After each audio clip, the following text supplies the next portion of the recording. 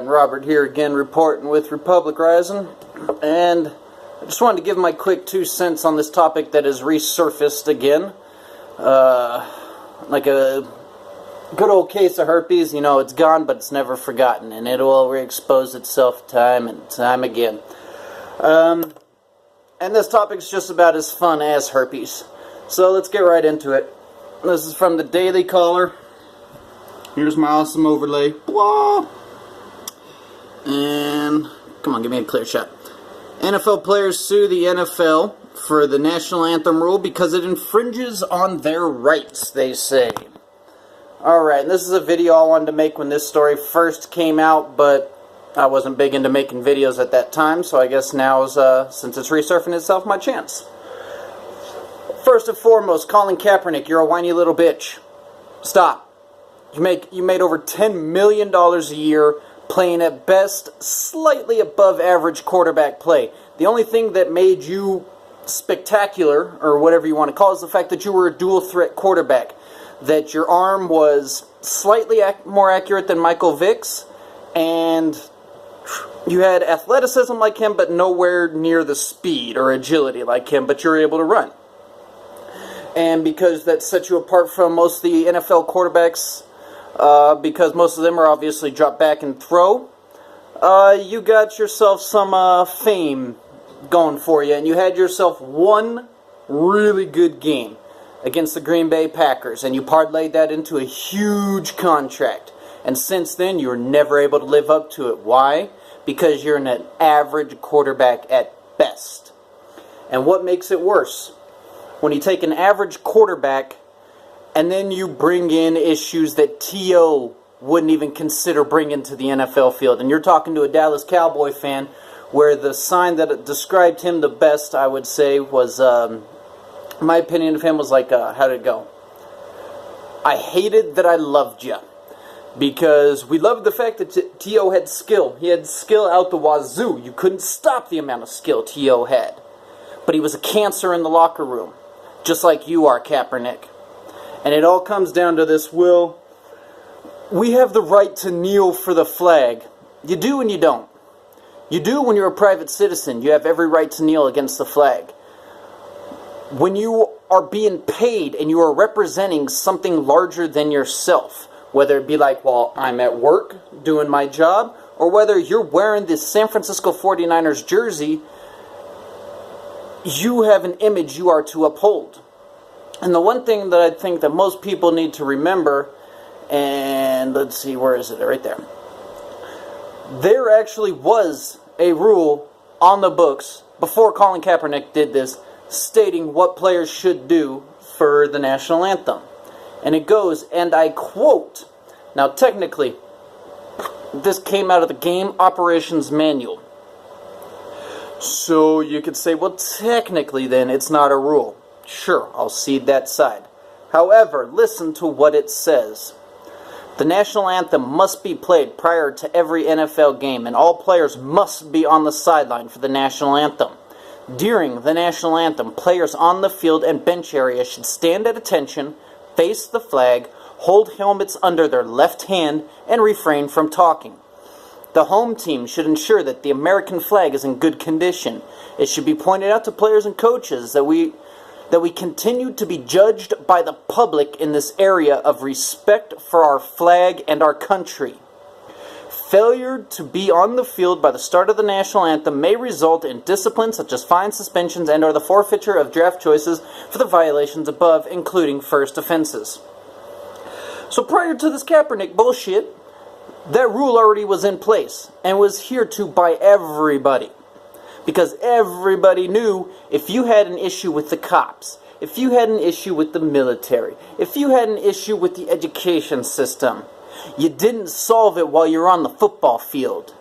You solved it when you went home, when you took those millions of dollars us taxpayers are paying you, because those business owners, they're not the ones generating that income to them paid. It's us taxpayers that are paying your damn salaries, okay? Remember that aspect.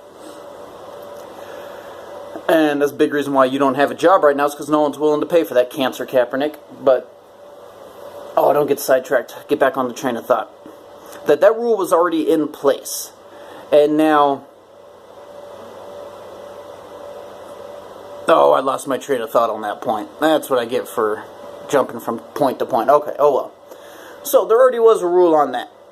And then, of course, after all this issue happens, the NFL then comes out and says, alright, well, you guys can stay in the locker room if you want during the national anthem. You don't have to come out. And everyone thought that that was going to quash the situation, blah, blah, blah.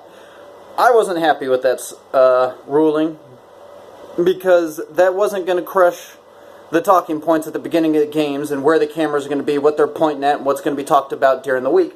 Because all that's going to be talked about during the week isn't, well, who kneeled during the national anthem. It's, well, who was in the locker room and who wasn't. The story didn't change. You just changed the location. As opposed to a player physically kneeling, it's, oh, now he's just not even showing up for the national anthem. It's the exact same thing.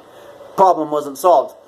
And now, because the NFL is as stupid as they can get, they're suing the NFL against that.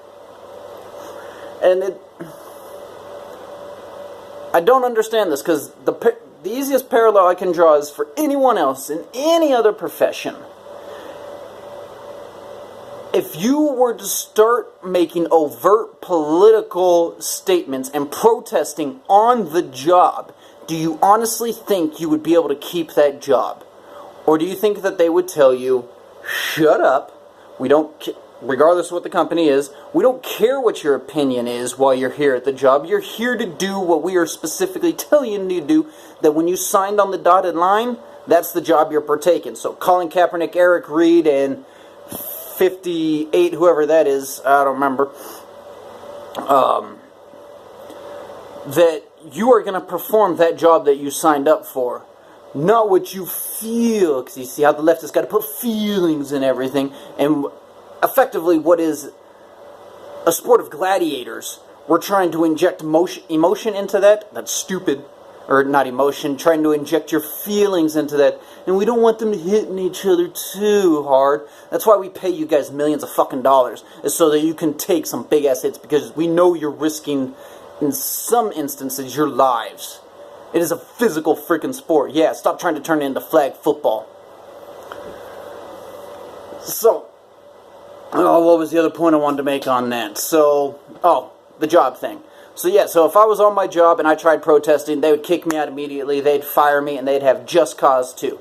Because once you sign on that dotted line and you start working for someone and they're paying you, what you've done in that voluntary contract right there is you have voluntarily given up some of your constitutional rights during that said time. And that is completely just, and that is completely fine. And I guess I'll bring up this point too real quick.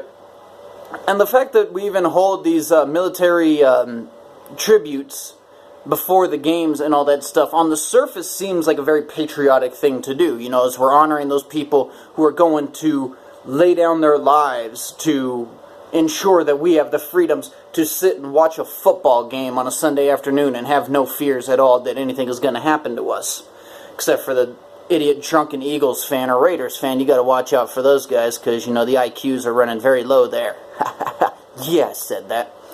But don't worry, I'd still say that your guys' IQs are higher than, you know, the Maxine Waters and all that stuff, those types of liberals. So, you guys have some logic in there.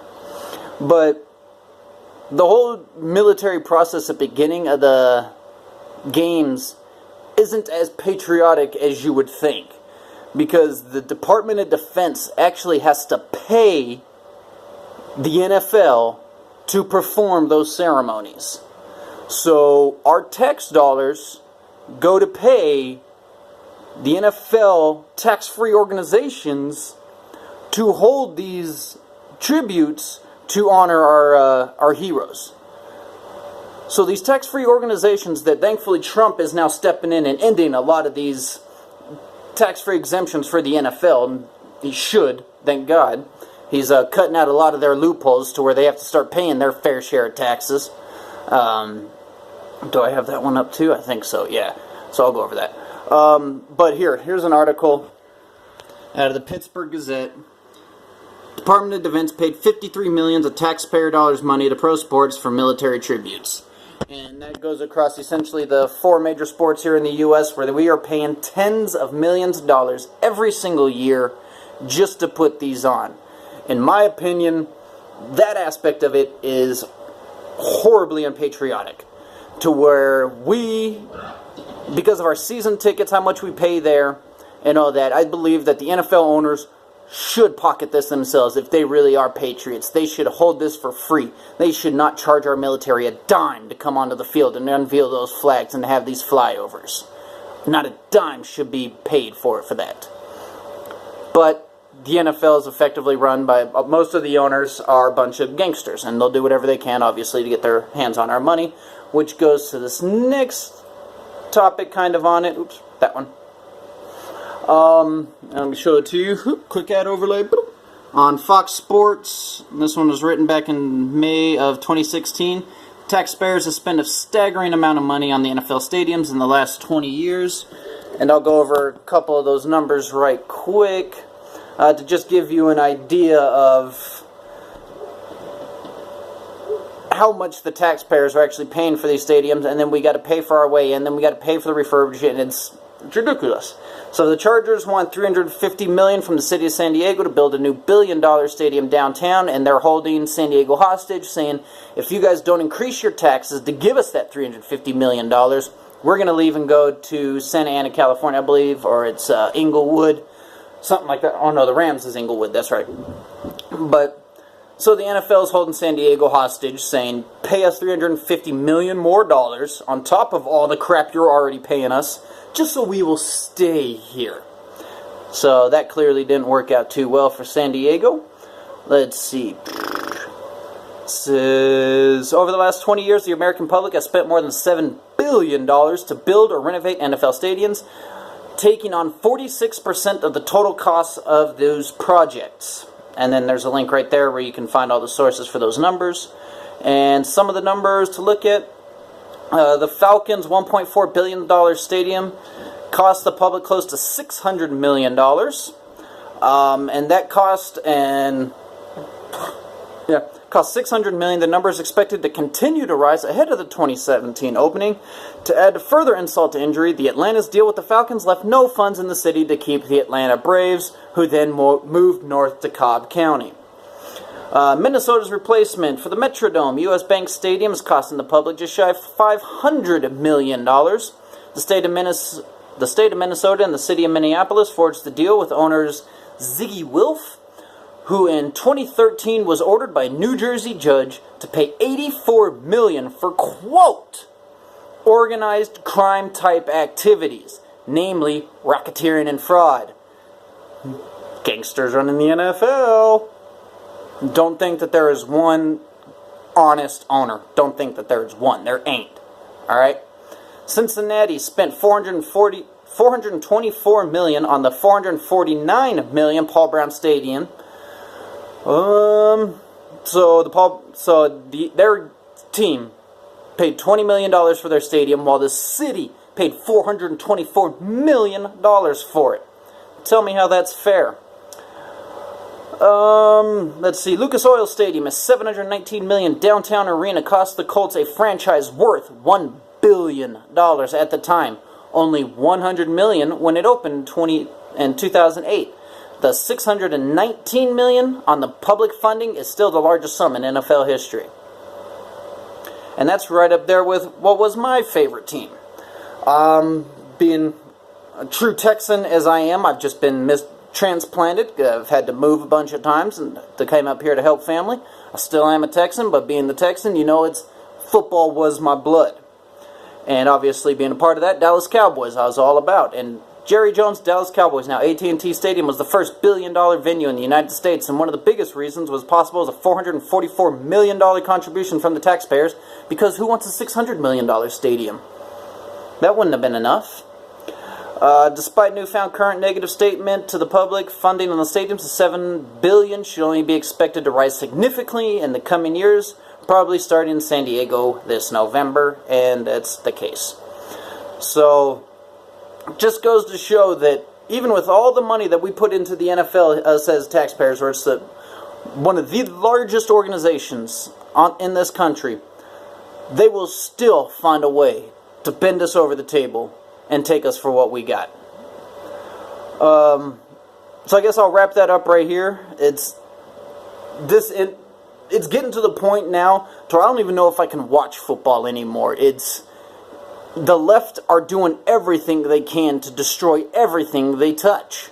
I mean, the NFL used to be one of the few places in American society where it didn't matter your politics, it didn't matter your religion, it didn't matter what your upbringing was. We can all get behind the NFL and be like, we got our teams, let's all unite right here, this is great. On Sunday, on this one day of the week, we are all united. Now, we'll have our split down the middle. I'm a Cowboys fan, you're a Redskins fan. But that's as far as it went. And the left couldn't even handle that. Why? Because the NFL did something that the left didn't want. It brought people of different cultures together. It bonded us. It brought blacks and whites together. It brought Mexicans and blacks together. It brought Asians and whites. It brought us all together under a common identity, which used to be America. It used to be that red, white, and blue flag that brought us all together, where it didn't matter the minor differences we had. We all looked up at that flag and said, that is why we're all here. Because that flag effectively is the symbol of opportunity that gives all of us a chance to have a better life. Not a guaranteed outcome, but a guaranteed opportunity. And we need to get back to that. And these NFL players are so freaking spoiled, and it starts from their days in high school, where I can attest that, not that I was one of the star players getting this treatment, but even starting in high school, if you are a star player, your life is different than everybody else's. You get away with a lot more. You get handed a lot more. These people have been living pampered lives the majority of their lives. Now, some of them have came from tough situations. Sure, that happens, yes. But the second you've made it into the NFL, you're no longer that kid from down on the street, alright? Well, I get, technically, yeah, you are, but it's more, you can't cry, oh, woe is me, no one's ever given me opportunity, because you have reached the absolute pinnacle of athletic ability. You've made it, alright? And the average career there is only about 3 to 5 years, so you better get in, shut up, make your money, get out. So, honestly, because of Colin Kaepernick and all this, I hope he doesn't get a job. I hope nobody signs him. This is ridiculous. It's gotten to the point now where, like I said, I don't even know if I'm going to watch football anymore. And as much as even it's still a part of me, and the storyline, it's the male soap opera. I still want to watch it. It's the male soap opera. It's what we like to follow. But it's so cancerous now. It's ridiculous. So this is Robert reporting for Republic Rising. Just remember, stay informed, wake up, do the research yourself. Don't take anything I say as absolute fact, obviously.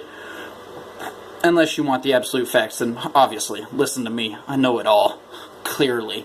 So have yourselves a good one. Peace.